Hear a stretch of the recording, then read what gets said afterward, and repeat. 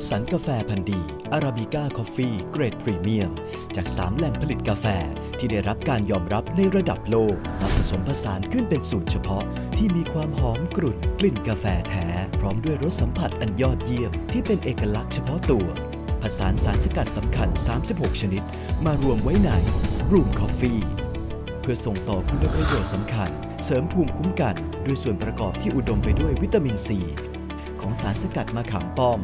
อะเซโรล่าเชอรี่และโรสฮิปผสานด้วยเห็ดหลินจือโสมถังเช่าขมิ้นชันเบต้ากลูแคนจากยีสต์รวมทั้งวิตามิน A วิตามิน E ล้วนช่วยเสริมความแข็งแรงของภูมิคุ้มกันเราใช้สูตรไคโรสเป็นสารให้ความหวานแทนน้ำตาลและใช้ครีมเทียมจากน้ำมันรำข้าวที่ปราศจากคอเลสเตอรอลและไขมันทรานส์ Room Coffee กาแฟเสริมสร้างภูมิต้านทาน Your Coffee of Immunity